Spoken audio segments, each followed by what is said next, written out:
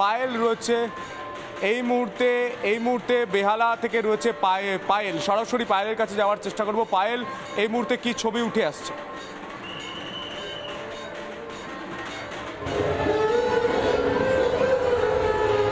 সন্তু, তোমাকে মহাষ্টমীর শুভেচ্ছা। তুমি শোভাবাজার রাজবাড়ির ছবি তুলে ধরছো, আর এই মুহূর্তে আমি রয়েছি বেহালা ফ্রেন্ডসে। এই বেহালা ফ্রেন্ডসে দর্শনার্থীদের ঢল, সেই ছবিটা তোমাকে দেখাবো। তার আগে একটু তোমাকে বলি যে এই মণ্ডপে কি থিম তুলে ধরা হয়েছে। 1943-এ যে ভয়াবহ মন্বন্তর হয়েছিল, আর তারপর 1944-এ বিজন ভট্টাচার্য নবান্ন নাটক লিখেছিলেন। সেখানে প্রান্তিক মানুষ কিভাবে দুর্ভিক্ষের পর তারা রুখে দাঁড়িয়েছিল, তারা আবার নতুন করে তাদের জীবন চলার পথ দেখেছিল, সেই গোটা বিষয়টাকেই কিন্তু এই মণ্ডপে তুলে ধরা হয়েছে।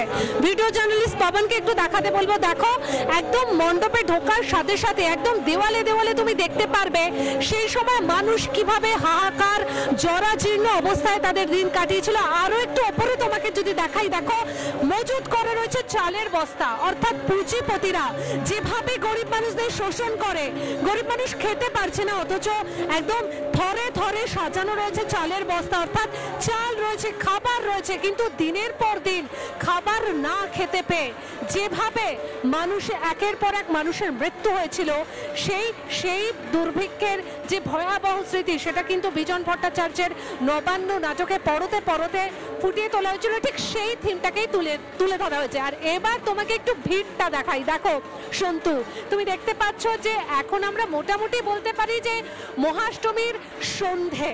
আর দেখো তুমি মানুষের লম্বা লাইন, প্রত্যেকে ঢুকছেন, মণ্ডপ ক্যামেরাবন্দি করছেন মণ্ডপের যে থিমটাকে, এবং তার সঙ্গে অবশ্যই সেলফি তোলা হচ্ছে। এবার একটু সন্তু আমি তোমাকে দেখাবো, আমি একটু এগোই ভিড়ের সাথে, এবং ভিড়ের সাথে এগোতে এগোতে সন্তু আমি তোমাকে দেখানোর চেষ্টা করব যে দেবী প্রতিমা, সেই দেবী প্রতিমাতেও কিন্তু একটা অন্যরকম মানে বলা যেতে পারে যে অন্যরকম ছাপ রয়েছে। অর্থাৎ মা এখানে কি তুলে ধরা হয়েছে যে মা তার সন্তানদেরকে বাঁচানোর জন্য, মুখে দুমুঠো অন্ন তুলে দেওয়ার জন্য লড়াই করে, সেইভাবেই কিন্তু দেবী দুর্গাকে সাজিয়ে তোলা হয়েছে। দেখো সন্তু, আমি ভিডিও জার্নালিস্টকে বলবো সেই ছবিটা দেখাতে। দেখো তুমি, মা এখানে যেভাবে দাঁড়িয়ে রয়েছে ঠিক আমাদের মায়ের মতন, একদম সাধারণ মা যিনি, যেন তার সন্তানের সঙ্গে তিনিও বদ্ধপরিকর যে আমি আমার সন্তানদের যেভাবেই হোক এই ভয়াবহ পরিস্থিতি থেকে রক্ষা করব।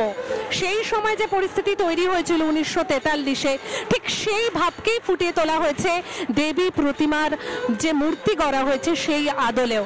আর সেই মণ্ডপ দেখতে কতটা ভিড় তুমি দেখতেই পাচ্ছ। এবার আমি সন্তু একটু এখানে যারা আসছেন তারা প্রত্যেকেই ঠাকুর দেখছেন, মণ্ডপ দেখছেন, এবং তার সঙ্গে সঙ্গে সেলফি তুলছেন। কিন্তু আমি একটু কথাও বলবো। দাদা, কেমন লাগছে? খুব ভালো লাগছে।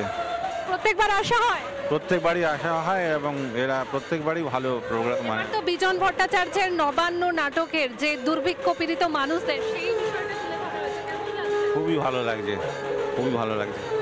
দেখতেই পাচ্ছ সন্তু, এক এক করে মানুষ আসছেন, আর প্রত্যেকেই একটু দেখাই যদি, দেখো সেলফি তো তোলাই হচ্ছে, এবং মায়ের যে প্রতিমা রয়েছে সেটা একদম অন্যরকম, সেই কারণে প্রত্যেকে ক্যামেরা বন্দি করছেন সেই মায়ের মূর্তিও।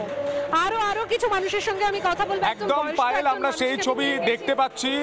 আমরা আবারও তোমার কাছে আসবো। এই মুহূর্তে আমরা যে বেহালা ফ্রেন্ডস ক্লাবের ছবিটা দেখছিলাম, অসাধারণ। নানা ধরনের কন্টেন্ট দেখার জন্য লাইক করুন, শেয়ার করুন আমাদের ফেসবুক পেজ, সাবস্ক্রাইব করুন আমাদের ইউটিউব চ্যানেল। পাশাপাশি অন্যান্য ব্রেকিং নিউজের জন্য অবশ্যই চোখ রাখুন রিপাবলিক বাংলায়।